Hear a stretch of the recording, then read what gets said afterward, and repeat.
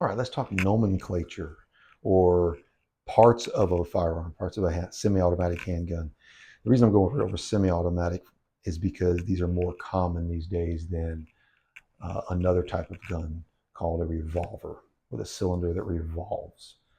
These are semi-automatic. In other words, every time I pull the trigger, one round will fire out of this gun. In order to fire a second round, I have to take my finger off the trigger, at least reset the trigger, and then bring it back again for another round. So it will fire every time I pull the trigger, but I have to pull the trigger for it to fire one round each time. So parts of this gun real quick. The top part, well, first of all, it is an unloaded gun. Right? We have no round in the chamber, no magazine, so we've visually and physically cleared the weapon. All right, drop the slide here for just a minute. This is the slide, this top part right up in here. All this is called the slide. This plastic bottom portion, all this right in here is called the receiver. This bottom section is called receiver. The slide will slide on top of that receiver. Okay. This part right here is called the trigger guard. Next to the trigger guard is the magazine release button or mag release button. In here, this is called the magazine well. That's where a magazine will fit into the gun. Okay. This button right here, or this lever right here, is a slide stop lever. It allows me to lock that slide to the rear. You can see it's in the up position right now because of how I used it. And it's locking that slide to the rear. If I lowered that lever, the slide would race forward because a spring is inside here, forcing it this direction. This right here is the slide lock. Okay, it's allowing the slide to stay locked onto the gun while it's being used. All right. Obviously, this is the rear sight in the back and the front sight, often referred to as the front sight post. Okay. This is your overall grip. These are finger grooves in this grip because this particular gun is a generation 3, I believe. So it had finger grooves in this model of the Glock. This is a Glock 19 I'm using right now as a demonstration. Back here is going to be called the back strap. The top of the back strap right over here is called the tang, T-A-N-G, tang. All right, let's take it apart real quick and we'll see what's inside. This whole thing right here, again, is called the receiver. When it's in this fashion right here, it cannot be fired, nor can this. It all has to be together for it to work. So what we're doing right now is we are field stripping the gun. Okay. Again, receiver. And in this receiver, you have obviously trigger. Something else I didn't mention. This particular gun has a trigger safety right here that has to be depressed in order for the trigger to go back. Ejector right here, this shiny part. And back in here is a connector. You can't really see it very well, but everything's connected to the trigger bar. All this is the trigger bar. I'm having to force it with my finger down here and force it forward because it's not put together. Nothing's forcing this forward. So I have to do it. These are rails on this gun. It has rails that the slide rides on. So again, this is the slide and it has grooves for those rails to ride on. Okay. This shiny portion, let me see if I can position it where you can see it kind of shiny in here, but that shiny portion right in here is the breech face. Coming out of the breech face, you see a little nipple right there because of how the action of the gun was, but I can pull it back. There we go. The striker comes out of that hole, or the firing pin will come out of that hole. And I can show you again, it would be in that position whenever it fires around. Because I pulled the trigger, it allowed this striker to go forward. Right?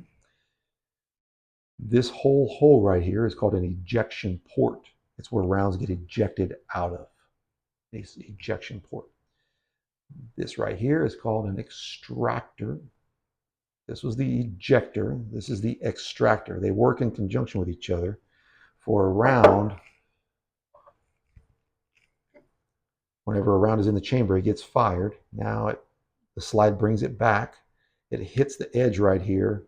At the same time, the extractor on the slide will kind of, with a little tooth or a nail, pick it up, and it'll kick it out this way. Okay, that's how those work together. Notice that's bent. It's bent in the correct position, how the manufacturer designed it. So don't bend that anymore. Don't straighten it if it's supposed to be bent. If it is straight because of that particular design, then leave it straight. Don't bend it. You know, let it happen the way that the manufacturer designed it. So this right here is our barrel, and you've got some barrel lugs right here. This is where my sorry, I just went blank. My recoil spring assembly. It's a spring inside of a plastic rod inside of a spring. This will all fit right underneath the barrel like that, locked into place when we're ready. On this barrel, you've got the muzzle, right? Inside the barrel, or we call it the bore, inside your bore. I don't know if you can see it or not in there. Let me see if I can find something bright. You can see through there. You might be able to see some rifling, like little spirals inside there. That's rifling inside your barrel. This shiny part right here is a ramp. So when I have the magazine, bullets loaded in the magazine, it makes it easier to slide up in that, on that loading ramp. All right, that's why it's, we want to keep that clean, and it's generally pretty shiny, kind of thing. So those are the major parts of any semi-automatic handgun. And what we did to it is we field stripped it into these 4 major sections. You can always take it apart even further by taking the guts out of this side and taking the guts out of here and over here. That would be another video entirely. This is really all you need to do to clean this gun every so often. How often should you clean a gun? Well, the guns these days that are polymer like this are designed to be cleaned not often at all, actually. They will take a lot of abuse before you have to clean them. I guess I would recommend, depending on how often you go to the range. If you're spending 500 rounds a month, well then maybe you go a couple months before you, or 3 or 4 months before you clean it. If you are spending 2,000 to 3,000 rounds a month, you might want to think about cleaning it once a month. I have known people that have cleaned their guns once a year. They can go longer than that. They're designed to do that. Years ago, you literally had to clean a gun daily. I'm talking 1800s and prior to that. Nowadays, these guns are made and they're coated with proprietary types of coatings all over slide and barrels and certain parts where it's not as necessary to clean it as often. Okay. Let me push that out of the way for just a minute. Let me introduce another part before I forget here.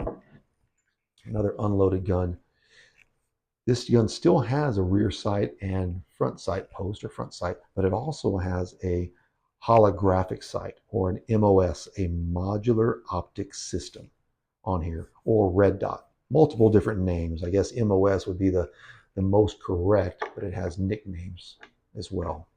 But I don't believe you'll be able to see from it with this, but I do have a red dot in here where basically if that red dot, there it is, if that red dot is lined up, that where that dot is showing, that's where the round is going to go on your target. So when it's sighted in properly, I don't need to line up my sights. I just look for the red dot with both eyes open. And that's a modular optic system, or red dot, or holographic sight. Any of those terms would apply.